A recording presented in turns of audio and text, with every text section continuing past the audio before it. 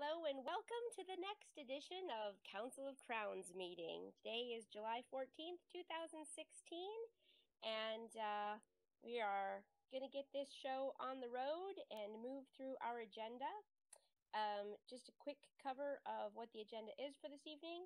We have a bunch of old business to review, corpora review status, Wolf's Cry 2016, specifically talking about how we're going to do court. Quick check on the Kenai Peninsula Fair 2016, quick check on Tanana Valley Fair.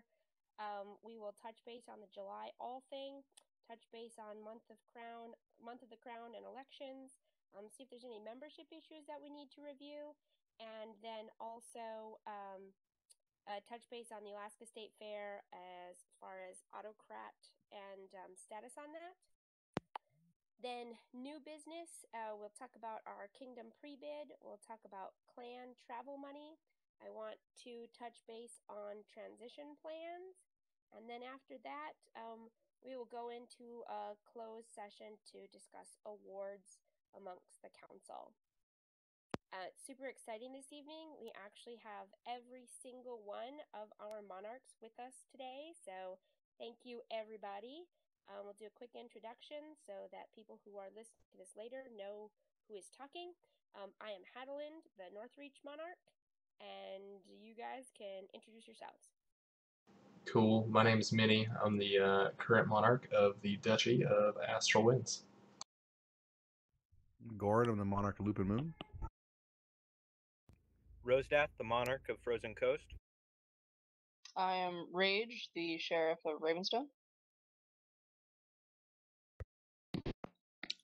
Hazel, goodness knows what I am, of Icefire Bay. Hazel's eating.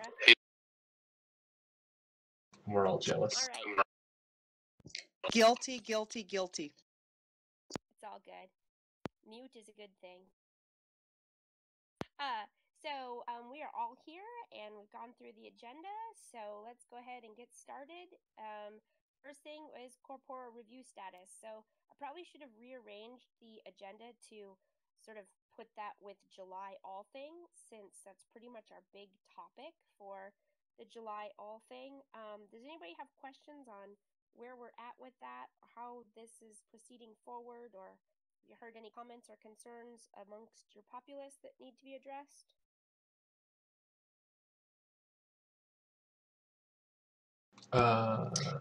Sorry, go ahead, Hazel. So my populace does have something that they want to bring up at the All Thing, but I know that we have to petition to get it to the All Thing even before that. Am I correct on that? It depends, right? So as the monarch, you can put anything on your local All Thing agenda. So if you have something that you want to vote on locally, you can certainly add it to your local agenda. Is it something that they want to have voted on principality-wide? Is it a principality issue or is it a local issue? Principality. Okay. So it would probably be difficult to have something added to the principality agenda for July, but let's talk about it. What do you got going on there? I would vote for not July. I would vote for August. I think that doing things correctly is good for my shire. I think that going through things the right process with, okay, it's going to be 1 week before, after you gather the correct wording to put it up and then go from there. I think that that's good practice for us. I love that. I think we're on the same sort of wavelength there. Oh, of course, that's a great thing to show to your shire. Yeah, definitely. Yes, exactly. If they want to change something, I need to have them do it and do it correctly, and it's a learning process. So I think that that's a really good idea. Is it in relation to the corpora review stuff, or is it separate? No, it's specifically about the corpora. All right, then we probably want to start it now, at least here. What's up? What you got going on? Wow, this could take a while. Okay, so as many of you know, we're one of those weird shires that has a lot of underage people, and we understand it's been brought to us in a couple of different venues that we realize that going forward, anybody under the age of 14, and we have a number of key members who are 13, turning 14 soon, but not soon enough, would have to be voted on by the entire Council of Crowns for every single one of them personally for an exception to be made. After that, they would also have to then get a waiver, or I'm sorry, not a waiver. Let me get all my words correct. I'm sorry, I don't have all my notes in front of me. They would also have to get the notarized petition every single time that they were going to play without a parent present. And several of our really key members have parents who are incapable or not even tuned in enough to their kids to be there for game day. And there's nothing I can do to change that, but they're very key players. So far, so good with everyone? Yeah, I understand what you're saying. Okay. Yeah, no, it's totally understandable. Since I've been down there and actually played with those kids, I understand where you're coming from. 10-4. So we looked at the fact that that's all going to tighten up, and we looked at our shire with a magnifying glass and realized that there were between 5 and 6 core members that had basically started the shire with us that we were not willing to leave behind and say, I'm sorry, you're out next X months. And as a attempt to work that, we were going to petition to have a 6-month exemption for those very specific ones that we had paperwork on with supporting documents for how long they had been in, how serious they had played, the awards that they had received, etc., but only those ones, to have a 6-month grandfathered in clause after the new Corpora took effect. Along with that, there would be a cap. In other words, no new members underage would come in, and they would still have to have an active mentor present. And those of you who aren't familiar with our paperwork, what we do is we make the parents come down, watch the child and the mentor on the field together in active play before we're willing to sign the paperwork and let the parent leave. And then the 13-year-old would play with, myself or somebody else who is their specific mentor. We call them apprentices down here with a apostrophe because that's not a title if they're apprentice. And yeah, and that's how we've structured it. And those people are then permitted everything except for specific things that are not allowed. For example, they can't have a dragon because dragons were 14 and over. So that is the general gist, and I'm sorry that I'm not quoting verse and chapter of what my group wanted to specifically petition for at the next all thing for the North Reach, not just our area. So No, and that's completely understandable. Living out where we do, we also see a lot of kids that would like to come out and join us, but unfortunately we have the current rules in place that say you have to be 14 or older, and there are some kids that are 13 that come out and play with us and they bring their parents with them, but sometimes their parents can't actually be there. So in those cases when they come out without their parents, we're like, hey, you can still play because you've been playing with your parents here. However, you're going to stick with this person until you actually understand more of the rules set because your parents are not here.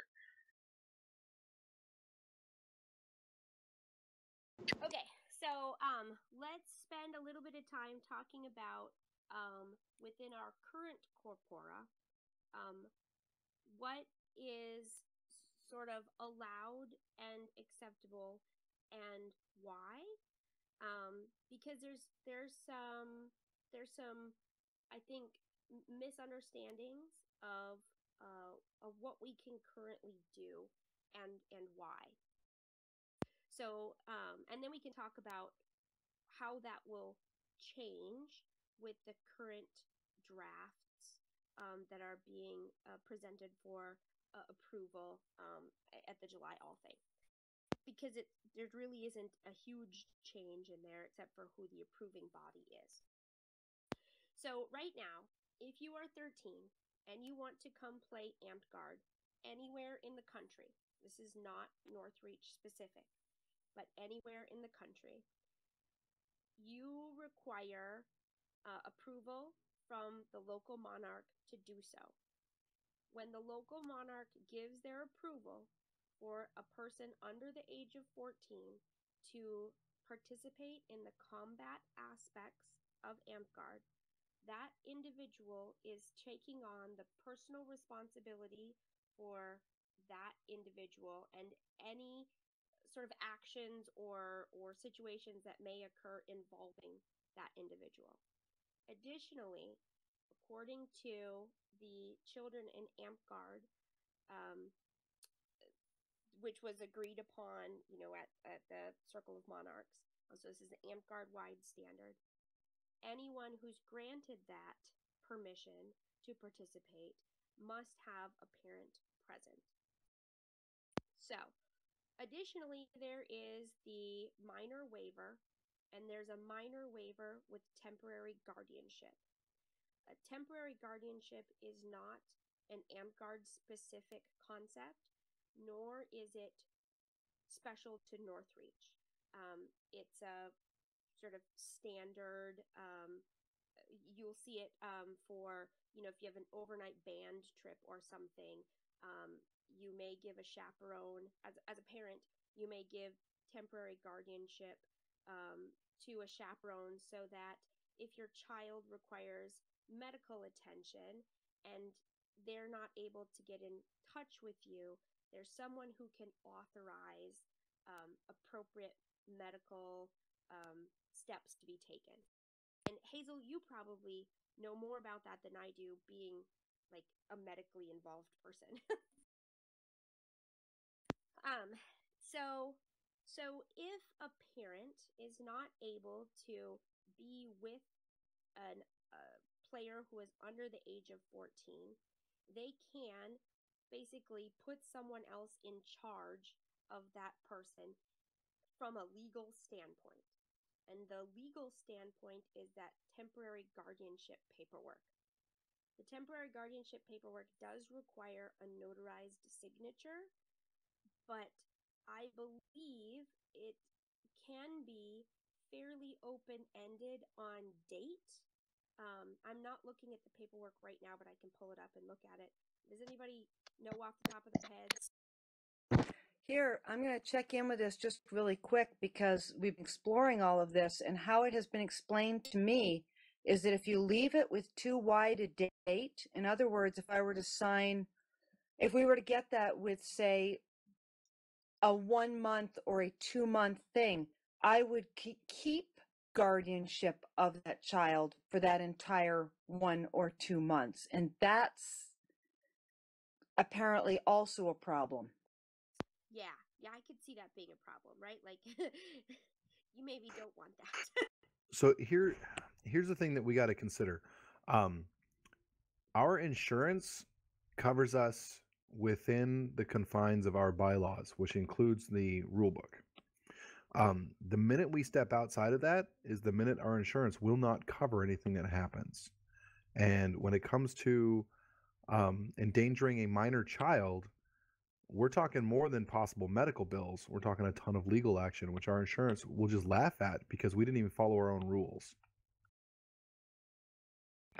Yeah, just really quick, it's kind of an interesting one because the 14-year-olds would still need 14 to 18, you still have to have a parent present technically. Like if you were to take that kid to the ER, it would be exactly the same as if you were taking a 13-year-old to the ER. All the same barriers or or avenues would be open to you.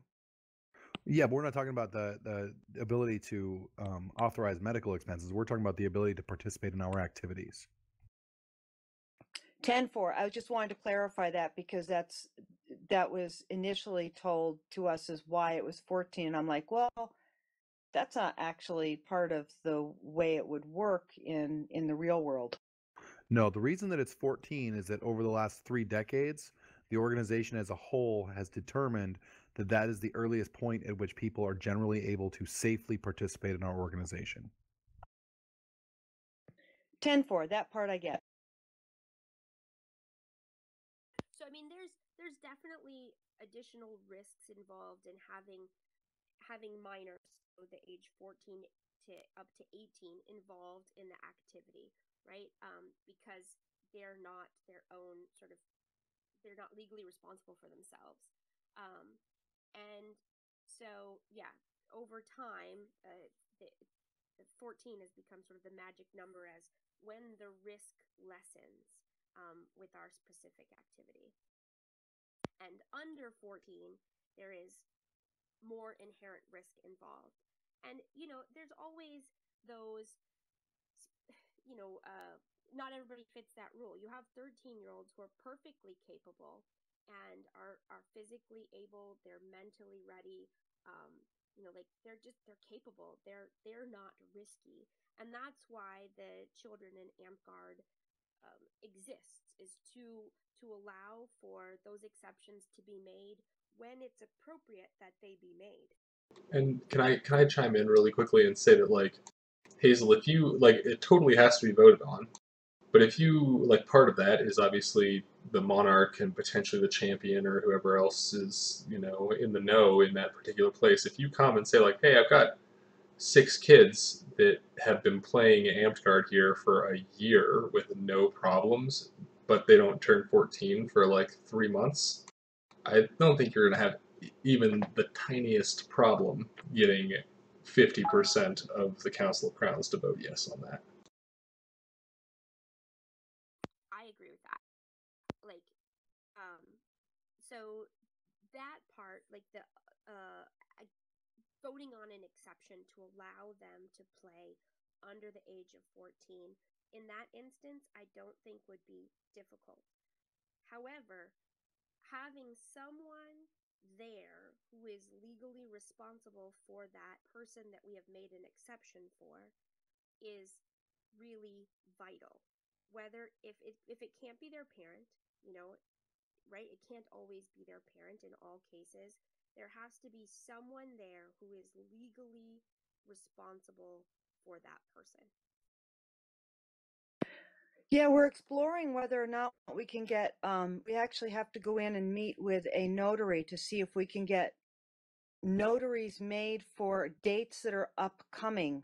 For example, for 4 hours on Saturday during our normal game time and have it done as a unit, in which case that would solve a lot of our problems because I can get a hold of these parents once, but I can't get a hold of them once a week.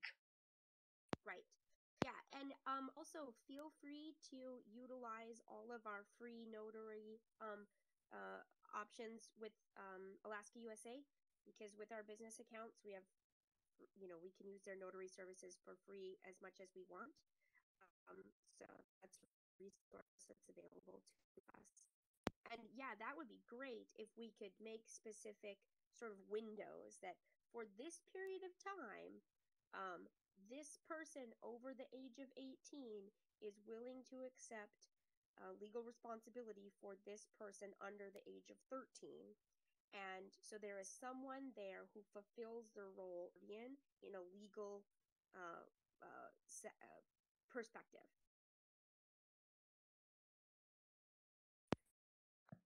So that sounds much more doable. Yeah. I mean, ideally, really, for everybody's safety and for the overall health of your park and the overall organization, having parental involvement for any of the minors is ideal, right? But it's true that sometimes those kids that need AmpGuard the most are the ones whose parents aren't going to be continuously involved. Yeah, +1.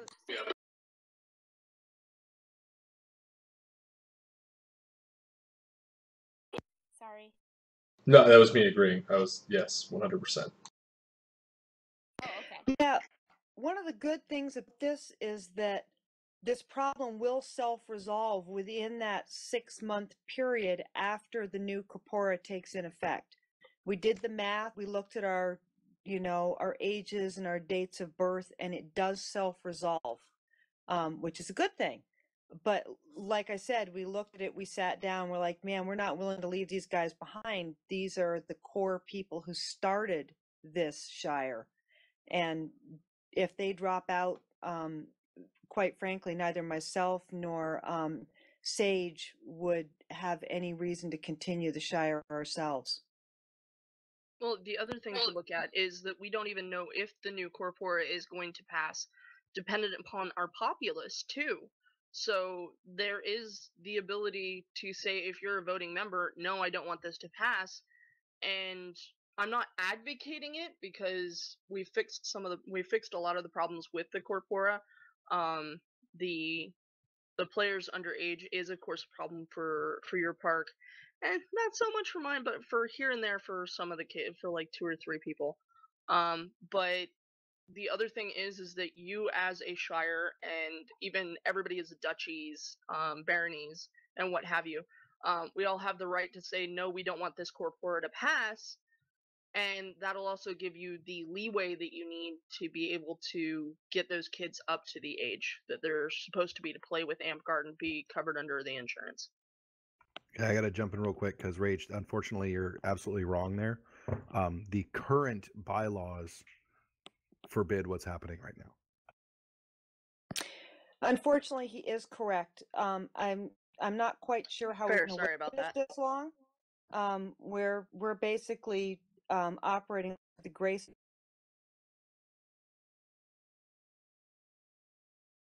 Cut out there, Hazel. We lost you, Hazel.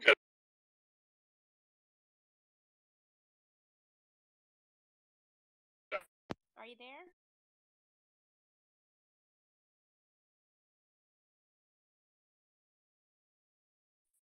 All right. Well, we seemed lost Hazel's audio.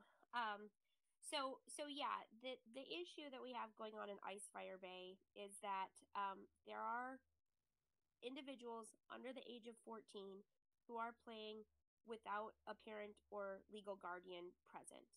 And that puts the organization at risk, and is operating outside of the corpora and the rules of Amtgard. And so we have to fix that. Like, that part has to be fixed. But the intention is not to push those members out, right? But we just need to do it the right way so that everybody involved is covered, and nobody's being put unnecessarily at risk. Because having someone, a 13-year-old at the park involved in combat activities without a parent there, when our rules specifically say that that's not how that works, it puts everybody at that park at risk. It puts the organization at risk. The facility that is hosting the activity is then at risk because they're not covered under our insurance at that point in time. And when people's kids get hurt, things can get ugly, especially if it is a kid who's been dropped off and their parent has no concept of what Amtgard is, has no relationship with the people involved. What they get is, my kid has a broken leg. I don't have insurance to pay for this. Someone else is going to pay because this happened. And then our insurance we have zero coverage at that point in time. And I don't want to see anybody put in that predicament. Like, that would be pretty devastating for everyone involved. And I mean, on a more extreme, but I mean, still something to be aware of, is if we knowingly violate the rules of our organization and bylaws, that's literally the definition of negligence. So the thing is, there is a way forward for us to fix this. And I do not feel that the way forward to fix this is to tell those kids that they can't play. You know, like Sage's daughter. Sage is there all the time, right? She's not one of the underage people who does not have a parent present. So for Sage, it is, you know, let's bring it to the Council of Crowns, and the Council of Crowns says Sage's daughter has been playing for a year. She is nearly 14. She's a prime candidate for allowing to play. The cool thing about that is that that's principality wide. So when things like Dungeon Crawl and Wolf's Cry come up, there isn't the question of, can she play? She can. It's been approved. She can go anywhere within the principality, and she can take the field because everybody has made that decision for that to be allowed statewide, which is great. You know, like, she's ready for that from all that I've heard about. You know, she's a good fighter. And so, you know, it protects the organization, but it also, you know, makes it more accessible to the kids that are involved in it. So the real issue is not, you know, the individuals under 14, because I believe strongly that there are several in Icefire Bay that are prime candidates for being granted that exception by the next Council of Crowns. But the real issue is the people under 14 who don't have a parent or legal guardian present. And that just, we can't do that. There's no room for that. There's no allowance for that. It's outside of the rules of play, which means it's outside of our ability to do that. Like, that can't happen. We have to find a better way. Are you back? Can you hear me now? Yes, we can. I tried rebooting. I was able to hear what you said, and what you didn't hear was me saying, yes, I do understand that you guys have been, for some strange reason, hanging in there with us as we've been trying to age our Shire up. And I get that you're trying to see things done correctly. Worst case scenarios, we're really endangering things as much as, if we can't resolve it, the absolute worst case scenario is we'll take a group out of Amped Guard, which I would hate to see, but that's our worst case scenario. And we can always get the group back in at a later time, which means that we'd be operating. Hold on. You don't have to hit the nuclear button, because I know how much you love your kids in Amped Guard. Goran actually did this really cool thing, and it was a kids group that he did outside of Amped Guard. And again, this is outside of Amped Guard. This is not with Amped Guard Incorporated or Northreach. This would be a separate thing to do on the weekends with those kids that would still get them associated with the rules and still get them out there and doing something. It would mean a little extra time on somebody's part to actually go out there and do this with them. But we don't have to hit the nuclear button and say, hey, you're not allowed to come play with us anymore because our insurance and the liability issues, and we're not actually following the rules if we let you play. However, we can get them playing and get them active like you want them to, but we can't get them into Amped Guard right now. So if you can figure out a way to get like another separate mini group going outside of Amped Guard to teach them sort of the Amped Guard rules that's unofficial, that might actually work for you. Yes, I totally hear that. And that's kind of, we're trying very hard not to go nuclear. And our idea of nuclear is not so much nuclear as pause button, because again, it's all about time. We've got about 6 months and we're good again. I got a question for Hazel. Do you know off the top of your head about how many individual members would actually be affected? That is, members who are under 14 but whose parents will not come to AmCard. 6. Okay, so that's 6 people who have no parents at AmCard, right? That's correct. 2 of them have special needs children and are very involved in supporting us but cannot come to the games. And the other 4 are just simply AWOL parents.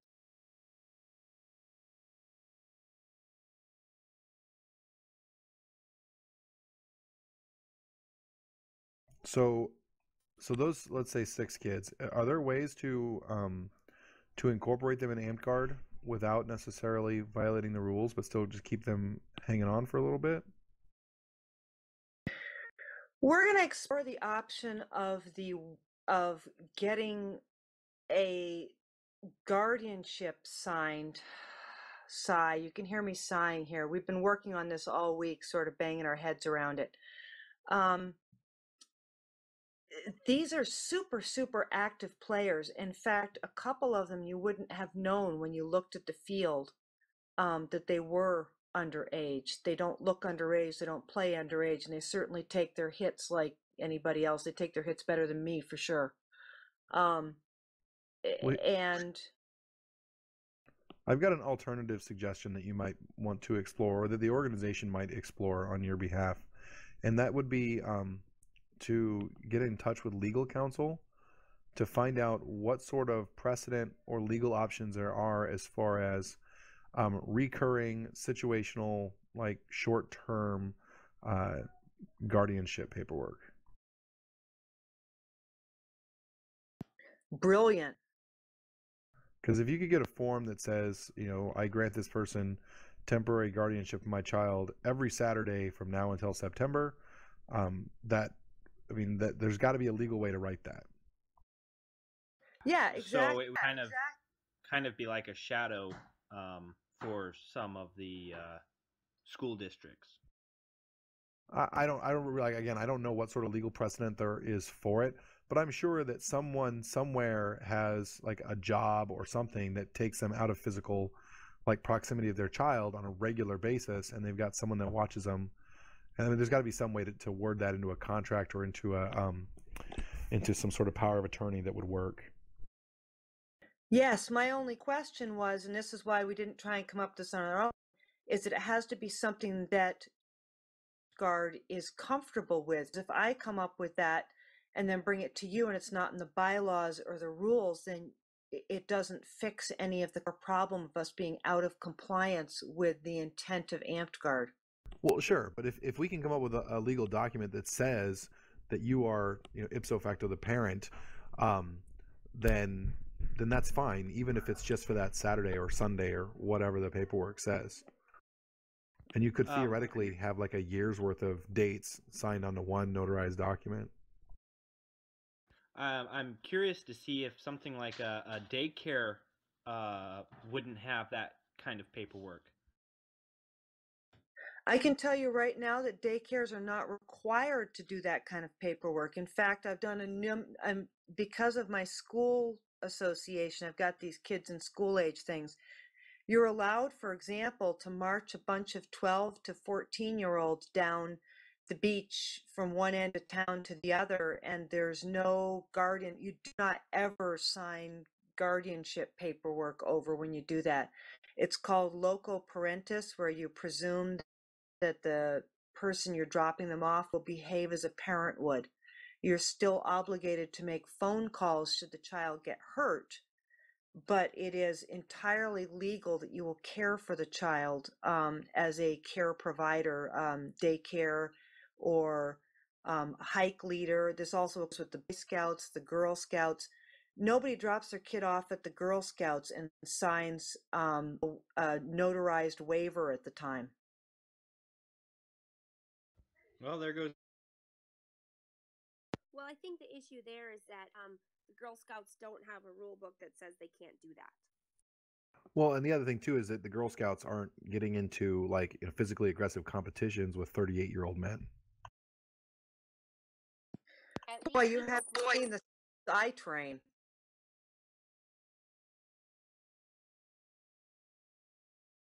You got to see these guys here in Homer. We're just a little weird. Oh, I believe it. No, I hear everything you're saying. But we start getting to the point where the organization's got to be responsible for itself and its assets. So we just got to make sure that as leaders, that we're looking out for the organization and not putting it in the kind of risk that can essentially dismantle it.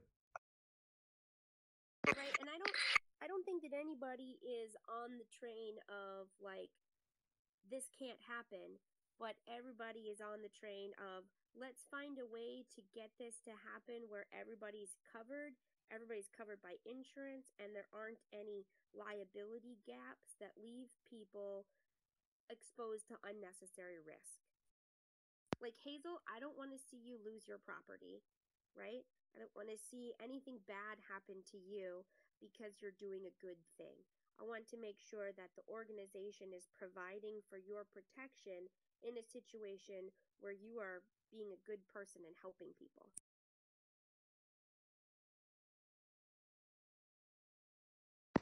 Well, works for me.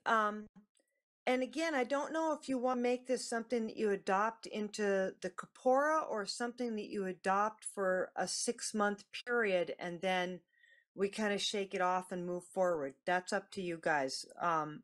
That's what we're looking for in sort of our side of the how do we compromise and support Amtgard as best we can. So I don't think that there's anything that we have to do from the Corpora standpoint as far as like making any changes, whether they're temporary or long term. What we just have to do is find a way to have legal guardianship, temporary guardianship, or some type of. We need to know that legally everybody's okay, right? But that doesn't require a change to the Corpora. What would be governed there is that we have to make the decision as a Council of Crowns, if assuming we're moving forward with the new documents, to allow the underage people. Oops, we lost her. She's back.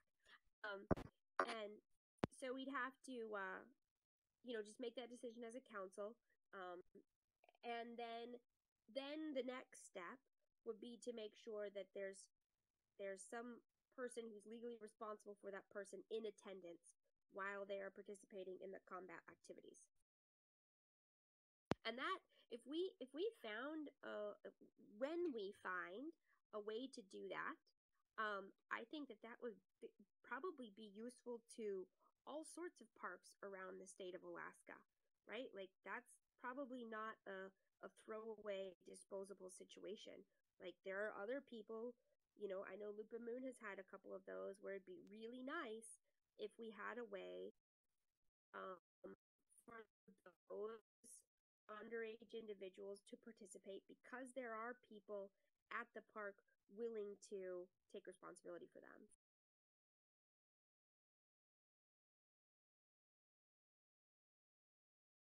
So what we have then is an action item from this to start doing some research and find some ways to either utilize the current temporary guardianship form that we currently have to sort of more make very specific windows where someone over the age of 18 within your park is assuming the parental guardianship of that individual, or something else that allows for some type of legally recognized responsibility to be taken on by somebody over the age of 18 who is there at the time that the person under 14 is engaging in combat activities.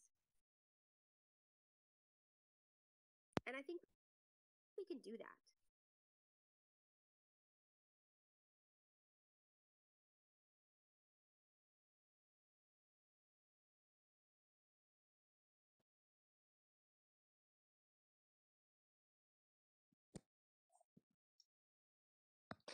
That sounds fantastic to me. Yeah, like I think we're definitely in a place where everybody wants to. I mean, and we really always have been, where we want to support, what you guys are doing there, and we just want to find a way to do it so all the T's are crossed and the I's are dotted. But nobody's interested in, a cease and desist. We just need to do it the safe way.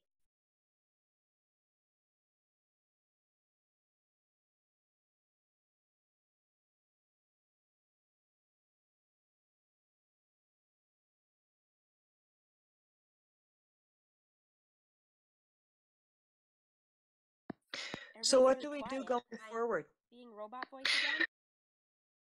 So the first thing we need to do is, we need to do this research, right? And find out if we can find a way. Until we find a way, we should not allow people under the age of 14 to be on the field unless a parent or legal guardian is present, because that is what we say our rules are. That puts a lot of pressure on us to do a lot of research really fast, right? Because the weekend is approaching. Well, the good news is it's a tournament this weekend. So your under 14ers won't participate in that if their parent or legal guardian isn't there? No, we'll just make sure that they get the snot beaten out of them really quickly so that they lose the tournament really fast. No, I'm joking. Don't strike that from the record. That's good. I was like, no, that's not going to work.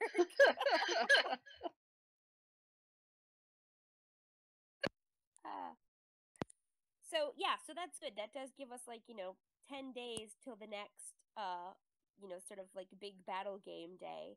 And I feel like we can probably make some serious headway in this over the course of 10 days. I mean, really, it means, a couple people doing some serious digging through the internet to, get your internet law degree on temporary guardianship, and contacting some resources that we probably already have connections with.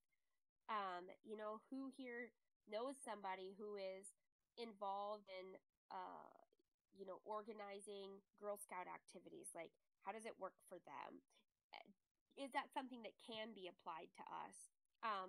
I know that, I'll reach out and I'll talk to the people who run the Junior Roller Derby, because that's a physical, full contact sport where they definitely have people. I mean, it's under 18, right? But they definitely have people under 14 involved in that.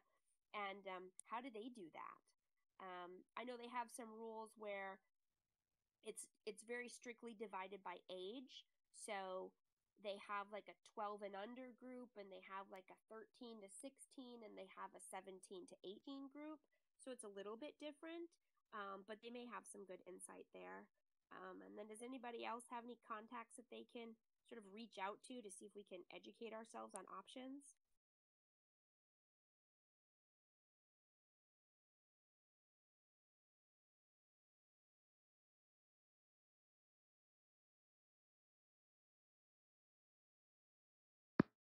Yeah, I can't think of anything that's full contact sport, although I'm not sure, quite frankly, I don't think that Amped Guard is as full contact as some football games are. Yeah, that's a great thing too.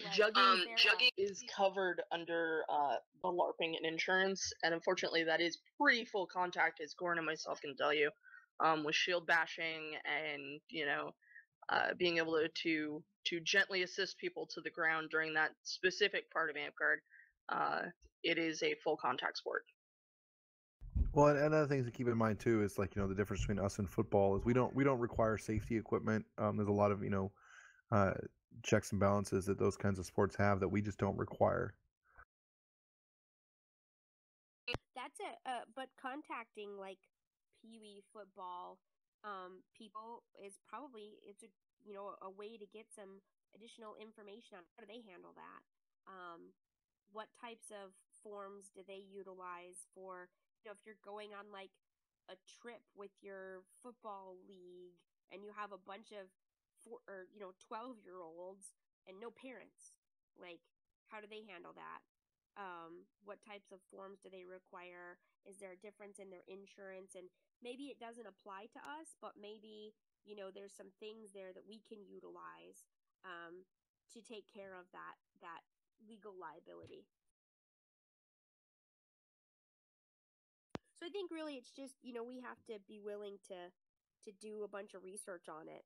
And that until we have that answer, just we reasonably and responsibly can't allow members under the age of 14 to take the field if they do not have a parent or legal guardian present at the time of the combat activity. Yeah, I'm going to set my prime minister on this one too, because she's pretty passionate about this. So I'll set her on the digging. Oh no, that'd be great. And for her, it's a little bit of a moot point because she's there. So, I mean, like, her daughter's covered. And if the new documents pass, then we'll be looking at, I would imagine, the August Council of Crowns meeting will be full of, let's make decisions on people under 14 from these various regions continuing to be able to take the field. Like, that'll probably be one of the very first orders of business that needs to be taken care of, because every park has them. And so we'll need to get that all taken care of and tidied up. But yeah, she'd be a great resource for that. So let's work together and find the right way to do this so everybody's covered and nobody has to stop playing Amtgard. Cool. We'll get back with anything that we figure out by probably Monday, because she's also really busy getting ready we have Crown Quals this weekend. But believe me, it's high on our list of things to do. My connection is not very good, but I understand correctly that I should hold off on putting together an all thing until after we have done this research, approximately the next 10 days. Is that correct? Yeah, because I don't think you're going to need an all thing. Because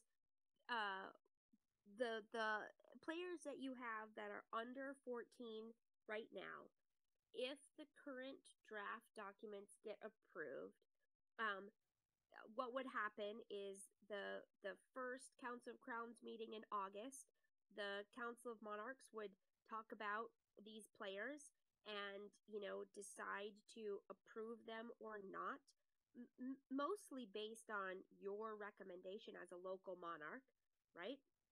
And then that part would be taken care of. So there's no grandfathering that has to happen at all. Like, they just get they get approved or disapproved by the council. And then the only other thing is, how do we make sure that anybody under 14 has a parent or legal guardian or legally responsible person in attendance? And we will find a way to fulfill that through our research. Goran.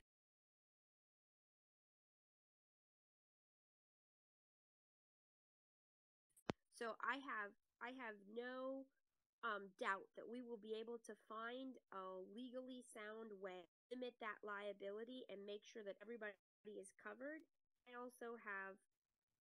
I feel very strongly that the people under 14 who have been playing with you for a year now are very likely to be approved by the next Council of Crowns to continue to play. They're not like, brand new people off the street who don't know anything about Amtgard and are going to be super dangerous. Like, they're kind of seasoned players at this point in time. They are the ideal candidate for being granted an exception to play Amtgard under the age of 14 by the Council of Crowns. I actually just looked at the corpora, and our current corpora says a monarch may choose to assume responsibility for a child under the age of 14 to engage in combat, provided after evaluation the monarch determines that the following minimum requirements are met. Yes, it does say that.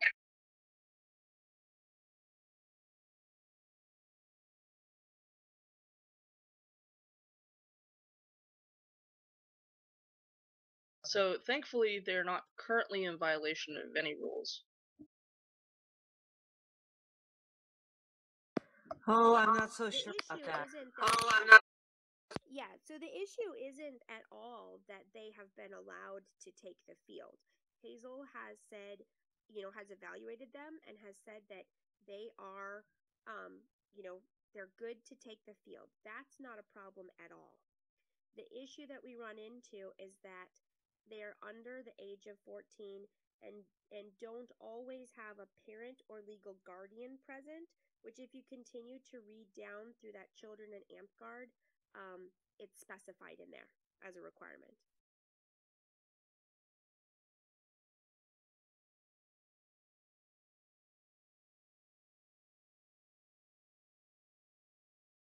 Yeah, but Hazel's totally within her right under our current corpora to grant those exceptions. 100%. There is no issue with that at all.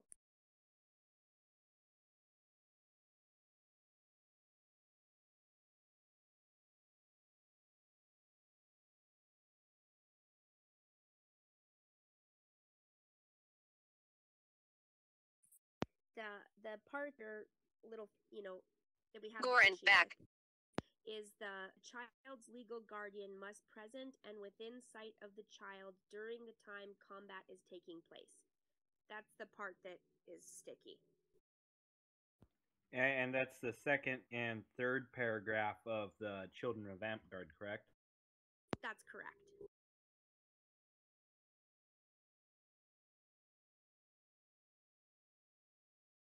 But yeah, the fact that Hazel has granted them an exception is 100% within her current authority and is not an issue at all.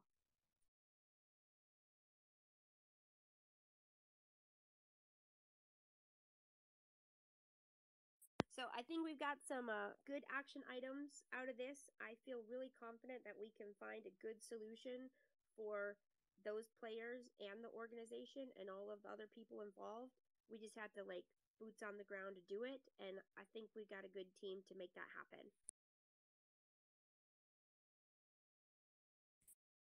So that was sort of our first agenda item. Is there more that people wanted to talk about with the corpora review status, or any questions on how we're proceeding forward this weekend?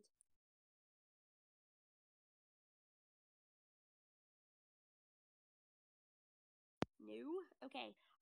So please be sure that you are familiar with the all thing as it's been posted. It's pretty straightforward.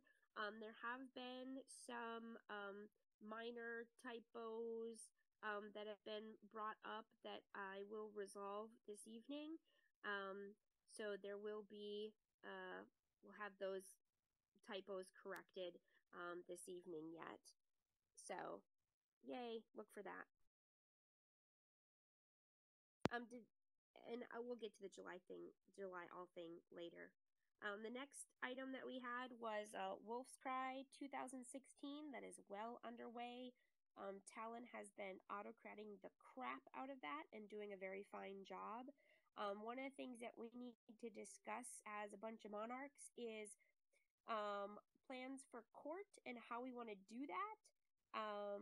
Awards and sort of timing and whatnot. So I have some thoughts. I'd be interested to hear yours. I guess the first question is, who is planning to hold their local coronation in conjunction with the principality coronation at Wolf's Cry? Lupin Moon sort of has to. Ravenstone is, but we're also going to hold a small get-together after for people who couldn't make it to Wolf's Cry.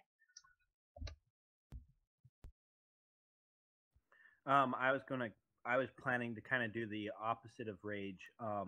Hold a local awards for people who could not make it while I was still in it was still in my reign, and then the people that were going give awards then for those people. So Rosedath, do you intend to have like your official coronation and officer changeover at Wolf's Cry then? I believe everybody going in and coming out is going to be a present. That is awesome. I love that. So our incoming presumptive monarch isn't going to be able to make it, so I think we'll just do it at like locally. And do you intend to do that before or after Wolf's Cry? After, because the week before I will be at Clan. Oh, right. Good point.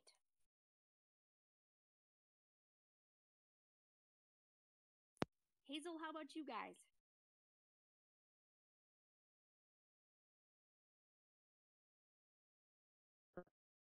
The only person coming up to Wolf's Cry that I know of for sure is Chinoha and Ariel. So we only have two coming up at the best of my knowledge, unfortunately. Alrighty, so it's probably not in your best interest to try and do your coronation there then. Not Okay. without lots of mumble. Right? Yeah, and that's difficult at times. Okay, so that gives me a pretty good idea then. We're looking at like 4 coronations, officer changeovers, and then maybe some shortened awards if Rage and Rosedath and Minnie are planning to do awards separately at home as well as there. So, okay, that's good to know. So as far as sort of, do you guys have ideas on I really need to sit down and like write out a timeline and see how much time we have, to see how much time we can allocate for local awards to be given out there. Yeah, I mean, I posted about it in like the Council of Crowns group. Honestly, I'd like to see like less than 5 minutes per park for awards. I mean, if you think about it, there are, like 6 of us or 5 of us or whatever, and that's still like half an hour, and that's a long time in conjunction with all of the other stuff going on.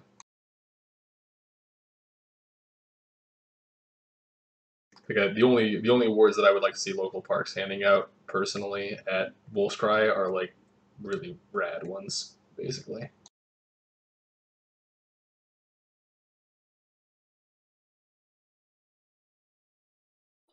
Yeah, I don't want us to go like super long.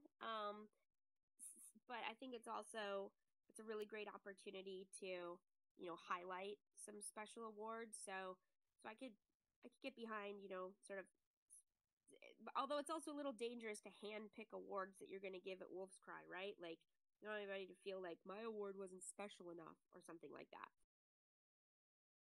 But I guess that's just the reality of not having an infinite amount of time.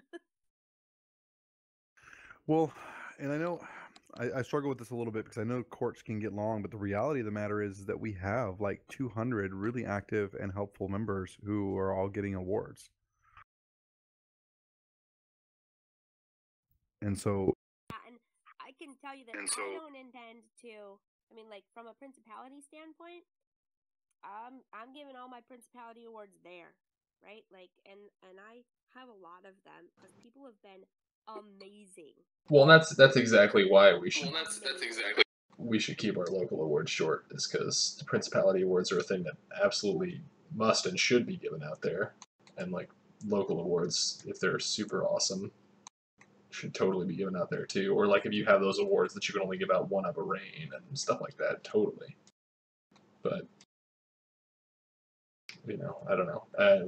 I get what you're saying. I also it's like I said in the post, it's unreasonable to expect people to sit there for more than an hour and a half and not start to get like grumpy. no, fair enough. I don't have an opportunity outside of Wolf's Cry to give out awards because of the way Clan falls.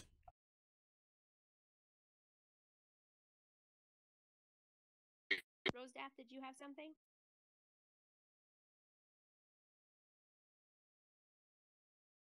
No? Okay. So how about Hello? this? Hello. We can hear you. Can you hear us?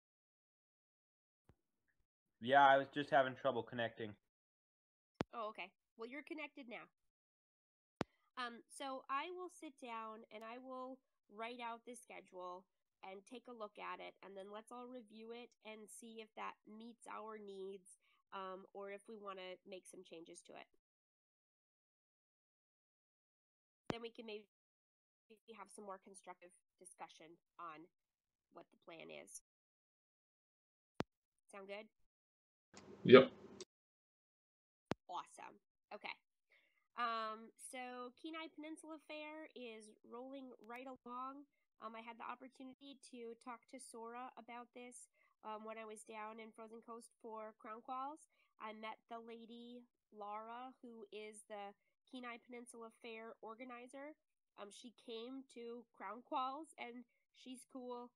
She's so excited about Amtgard. And they want to do like, she was super impressed by all of the stuff that we had there for Crown Qualls.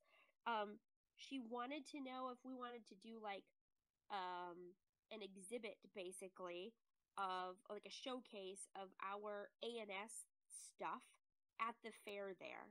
And I think we should most definitely do that. And I think that it's super awesome. I'd definitely be willing to send down like my dragon shield for that, so people can check it out.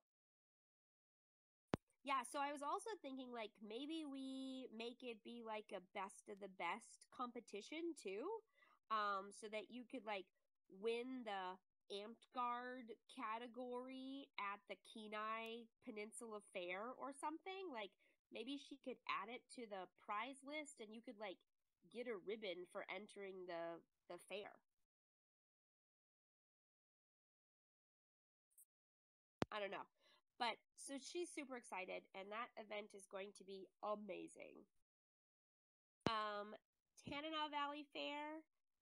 Mindy, did we ever hear back from them? No, and I have emailed and called multiple times this week and heard absolutely nothing. I don't know, and I don't have any really reason to think that Saban would have been trying to get in touch with them either, because I said that I would try to do it, but I have had zero luck.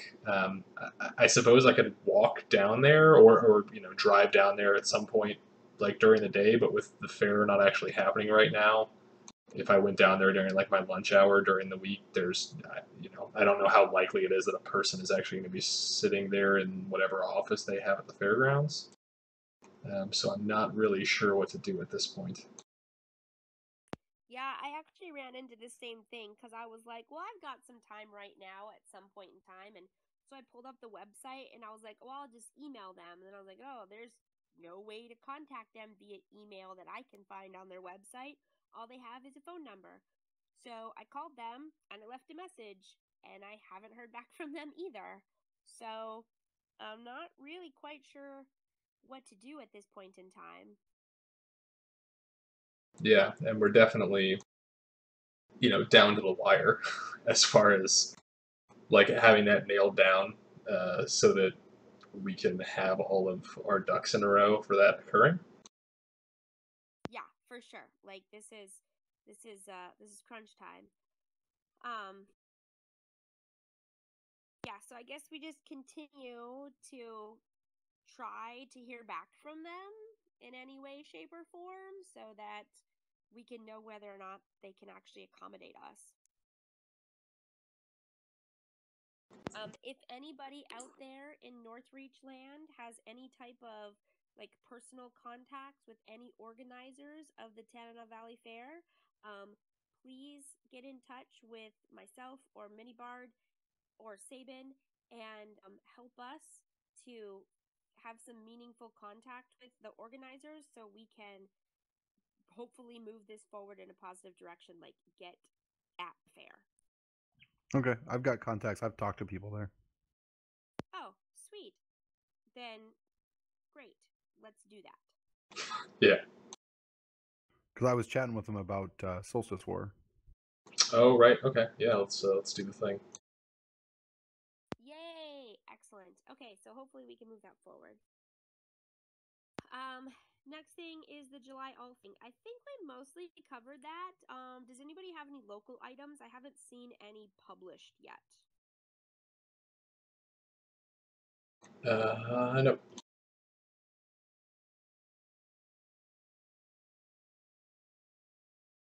Okay.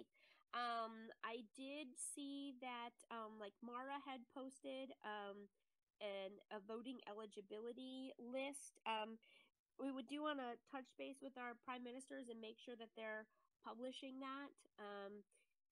There is both elections and an all thing this weekend, so dues cannot be collected this weekend because of the elections, which does mean that anyone who is not already dues paid will not be able to pay their dues and be eligible to vote in the all thing or the elections. So I know we talked about that last time. I just want to make that really clear that the reason we can't collect dues this weekend is because of the elections, and the corpora very clearly outlines that dues will not be collected on the same weekend as elections.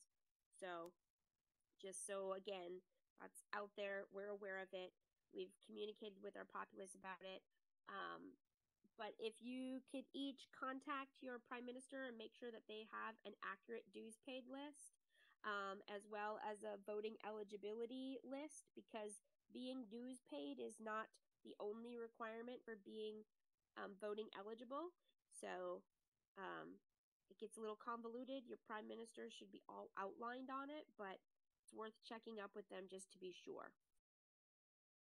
Another thing to keep in mind for the elections, which again your prime minister should know, but it's always just good to double check. Principality results should be posted to the Chancellor's Council Facebook group or given directly to Aurora, so that they're not published ahead of time, so that results from Saturday don't skew results from Sunday. So we want to keep those results all confidential until all of the results have been given to Aurora, and then she will post those results publicly. So that kind of has moved us into Month of the Crown / elections. Does everybody feel like their park is ready for elections?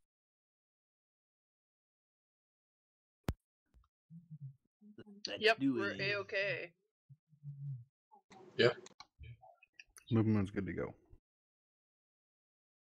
To hear, but I'm having some trouble with connection. We can hear you. You jumped to a different room, but I moved you back. So Hazel, I know that you guys have crown quals this weekend, right, for your local elections? Hazel, you guys have crown quals for your local elections this weekend?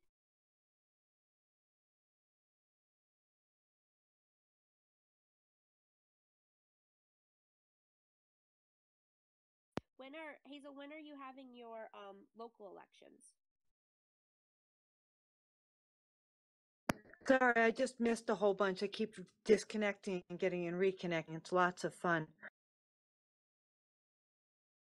No, you're okay. I know you're having your local crown quals this weekend. Are you having your local elections the following weekend? Almost certainly. We were trying to get a place where we could have a little shelter, and we were not sure if we can get that next weekend, but that was the general plan. Okay, good deal. And then you'll participate in the principality elections this weekend. I'm sorry, that cut out again. Could you repeat that? Yeah, no problem. But the plan for Icefire Bay is to participate in the principality elections this weekend. Yes, we did announce that already, and the plan is to do that, and everybody who is going to dues pay did so. Awesome. That is super cool and super exciting. Next agenda item we had was membership issues. Were there any membership issues that we needed to address as a council? And Not to dissuade anyone from talking about anything that is important, but I would love for the rest of my reign to not have to address any membership issues. But we'll do it if we need to. Nope, Ravenstone's fine. We're good. Woohoo! I'm sure I could make something up if I tried. No, please don't. Going once, going twice, going 3 times, done. All right, on to the next agenda item. Alaska State Fair needs an autocrat. So I've been considering actually putting my name in for autocrating the state fair, but it would feel weird, I think, to just like appoint myself. But at the time that the state fair, we're sort of leading up to it and we're deep into it, I will not be in principality office. It is likely that I will be the monarch of Lupin Moon. So it's a good sort of local event that a lot of my populace would hopefully be very involved in. I was pretty involved in it last year, so I have a pretty good history with it. And then Hars has also said that he would be interested in sort of co-cratting the state fair with me. So I wanted to know how you guys felt as a council with having Hars and I co-crat the state fair together. Yep. I'm not a fan of co-crats. Brutal. Okay. Well, I mean, as I won't be on the council when this event actually goes down, but as a member of the council right now, I want to know who I go to, who's ultimately responsible for taking action, et cetera, et cetera. So if you guys were to do something like that, there would be an autocrat and an assistant crat or some sort of subcrat would be fine, but co-crats is confusing when there's $10,000 or $12,000 on the line. Sure, that's reasonable. And I think that, I mean, I haven't talked to Hars about, more beyond the concept of it. But we could probably, do a autocrat, assistant crat kind of deal. And it makes sense to have like a single point of the buck stops here. Well, the council needs to know who to talk to, basically. Yeah, totally. And I'm in favor of that. If you want to be in charge and Hars wants to assist you, I would support that. Same here. Yep. Was here. Hars, do you want to jump in here? Well, actually, I'll message you. Hang on.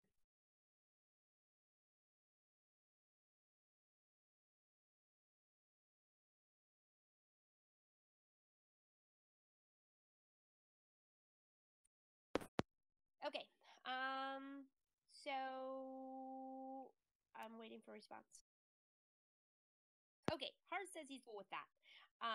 So he and I are on board for that. So if this council is okay with that, we can move forward with I will autocrat and Hars will assistant crat.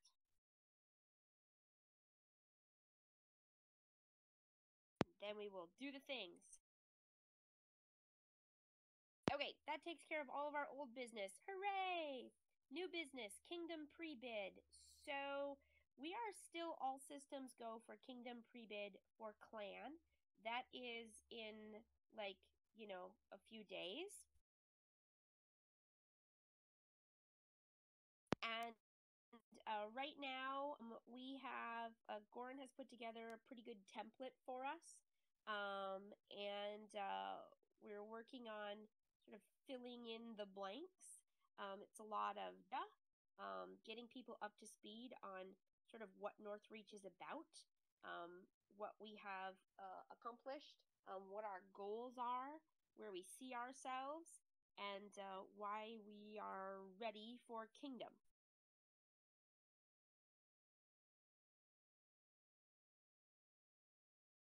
I would love thoughts and data and anybody who is willing to lend a hand on this. I think that would be super beneficial and helpful because we are under the gun on time.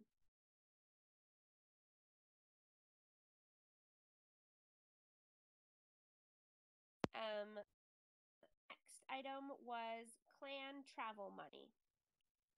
So we have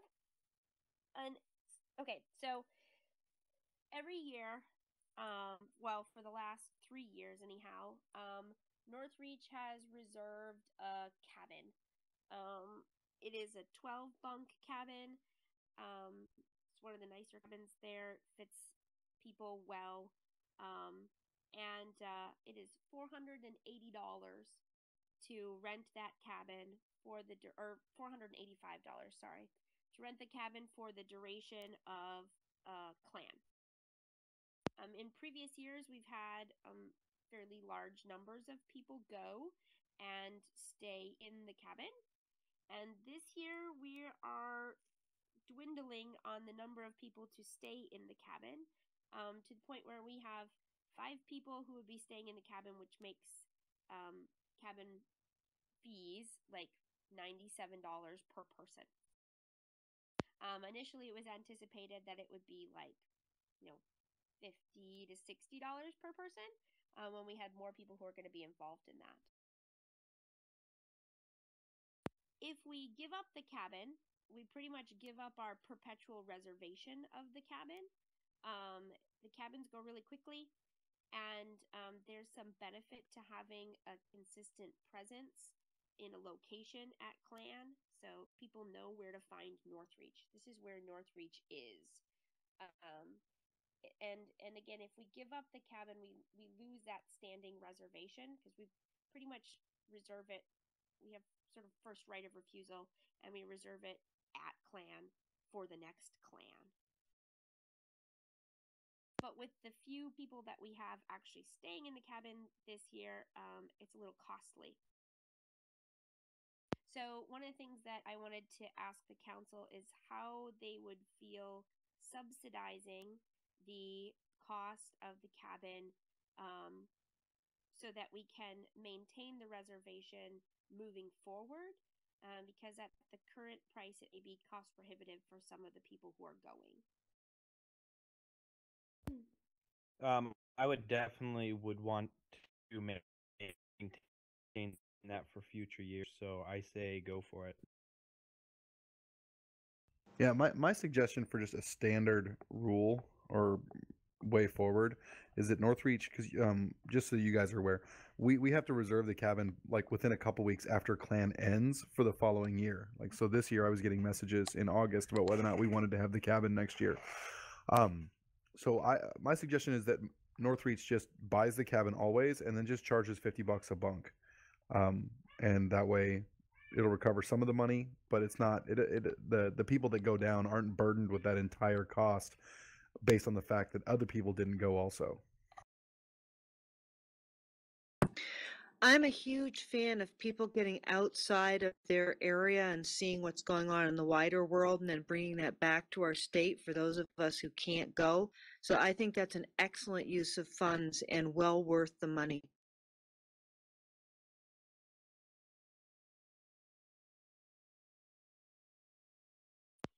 Is there anybody who has concerns or reservations about that? And just I'm not suggesting that Northreach eat the $485 that it costs to get the cabin, but just that it sort of subsidizes the cost. Like, how much were you thinking?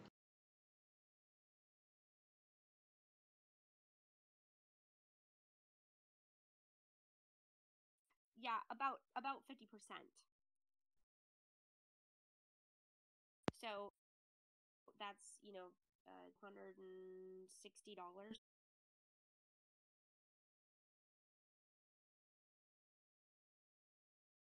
Gotcha. Yeah, I mean, I definitely don't see a problem with that. It may also, well, yeah, I don't know.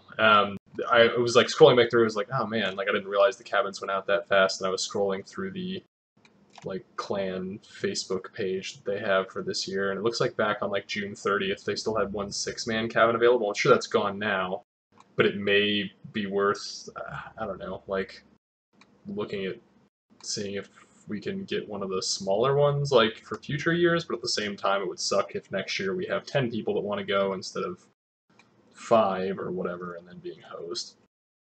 Well, the other thing too is that this is one of like 2 cabins on the site that has its own bathroom, Oh yeah. Oh, okay. and that's pretty amazing because that 6-man cabin does not. Yeah. Okay. You've convinced me. I've been convinced. And the other thing, I've never been down there, but hopefully in the future I will. But I personally would take into consistency, like Hadelin mentioned. That's where we've been since we've started. That should be where I think we should be in the future, so they all know where Northreach is. And hopefully next year we would have 10 or 12 people going down for our actual kingdom bid.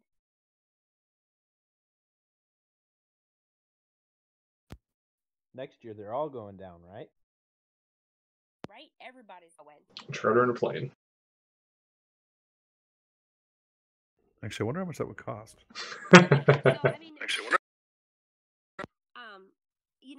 it's within my 10%, but it's not something that I felt comfortable doing without having a discussion with the Council of Crowns to make sure that everybody was on board with that. And if there are any reservations, about it, that we wouldn't do that. But I think it's in the best interest of the Principality to maintain the cabin reservation moving forward, so that we do have that consistency, and to make that available to future members and whatnot. So, is there a way for this council to like set that as a recurring thing, where we just say like, yep, going forward, Northreach will pay 75% or half or all of it or whatever, some amount of money of that cabin? I think we only have to call it to a vote. So I vote yes. I mean, I don't know if that's something we're interested in doing, or you know what I mean, but like, I think that's potentially something that would greatly incentivize people going down there if they know that there's a swanky cabin they can stay in, and makes us look good as a principality slash hashtag kingdom.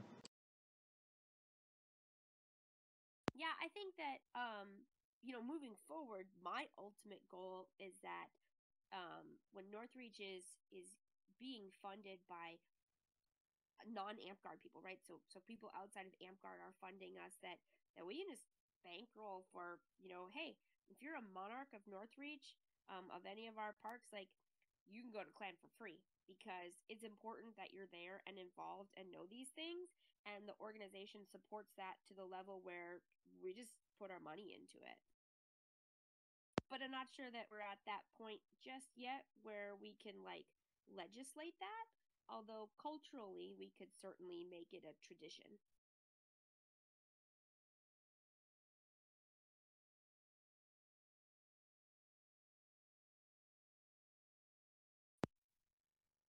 So I'm going to move forward utilizing my 10% to subsidize the clan cabin up to 50% of the cost of $485, unless there is opposition.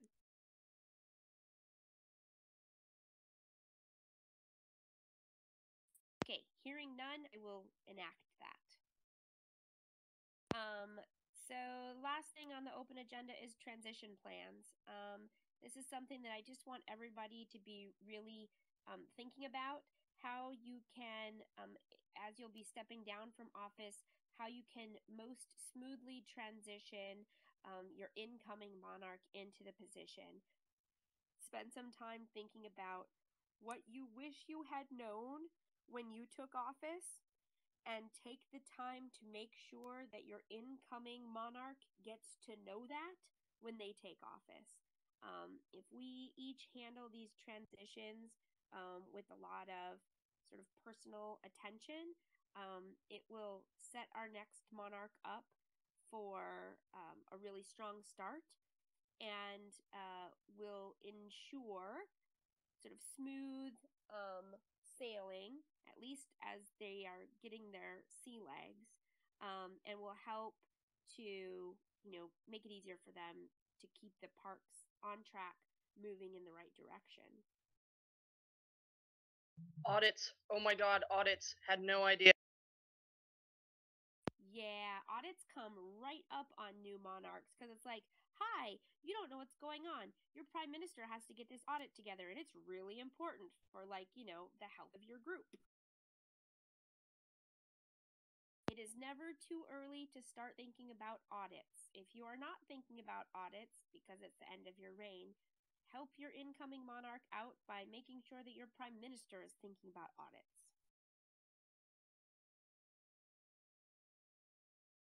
And one of the easiest ways to make sure that your park is ready for audits is to ensure that your prime minister is doing their monthly PM report. Because if you do those monthly PM reports religiously every month, audits are a breeze. Okay, so that is all that I have for the open session. Is there anything that anyone wanted to discuss still before we go to closed session to discuss awards?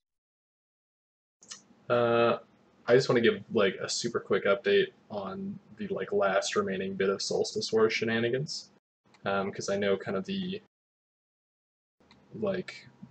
end result had been that we were over budget and so on and so forth. But I presented on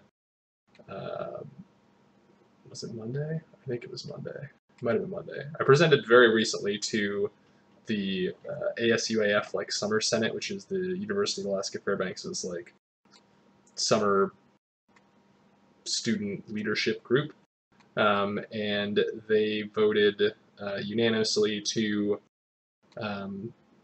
give Northreach $800 to help offset the cost of Solstice Wars, and then strongly suggested, in the sense that the person that was in charge of the Summer Senate is also going to be the chair of the fall semester, that we go back and request 3 times that much money to make next Solstice Wars super duper rad and probably super duper free for the principality for next year. So that will make us under budget, I think, by a wide margin. I don't know if it makes us profitable, but we'll be way under budget, so that's good.